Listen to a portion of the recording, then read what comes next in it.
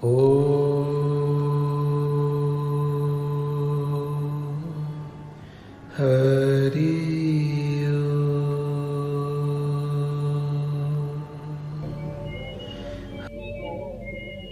गुरुवै प्रपन्नार्तवैवां वदैवम् अत्योद्भतां वै प्रहितं सदैव देवोत्तमेव भवतं सहि चिन्त्य रूपम् गुरुर्वै शरण्यं गुरुर्वै शरण्यम। लोग कह रहे हैं कि मैं देवताओं की आराधना करूं। कौन से देवता की आराधना करूं? हजारों लाखों देवता हैं। मैं किन किन के सामने गिड़गिड़ाऊं, किन के सामने अपनी चौखट पर अपने सिर को फोड़ूं, कहां कहां जाकर के मैं अपनी याचना करूं? मैं दरिद्र भिखारी होकर के किन किन देवताओं के पास भीख मांगता फिरूं? और वे मुझे दे भी क्या सकेंगे?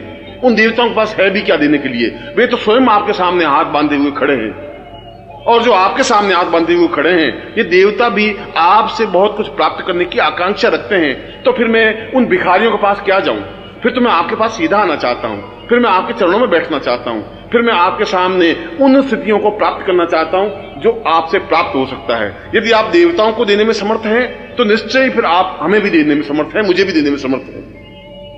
क्योंकि मैं देवताओं से परिचित नहीं हूं, न देवता मुझसे परिचित हैं। मैंने देवताओं को देखा नहीं है। मैंने चित्रों के माध्यम से देवता के अंकन को देखा है। हो सकता है वह चित्र सही हो सकता है वह चित्र गलत हो।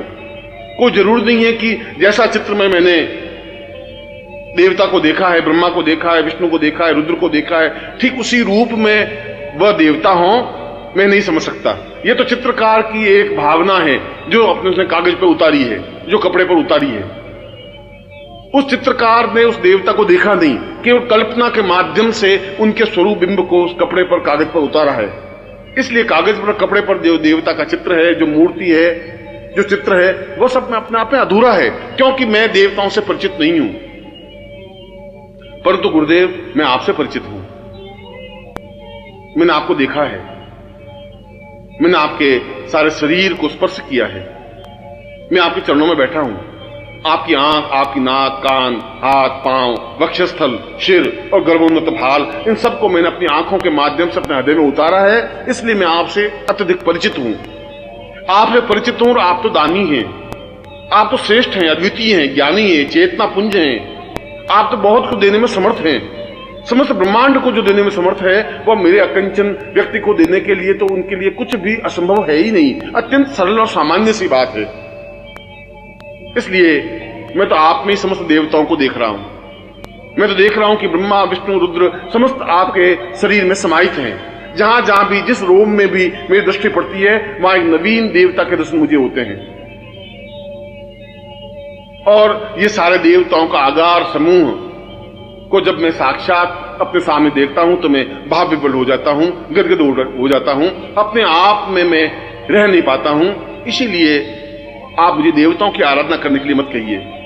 मैं देवताओं की आराधना चाहता भी नहीं हूं। मेरे सामने तो प्रत्यक्ष देवता है, सशरीर देवता है, चैतन्य पुंज देवता है। फिर इस जीवित जागृत देवता को छोड़ करके उन पाषाण मूर्तियों को, चित्रों को पूजने से क्या होगा? मैं तो गुरुदेव केवल मात्र आपकी शरण में हूं और एकमात्र आपकी ही शरण में हूं। हरि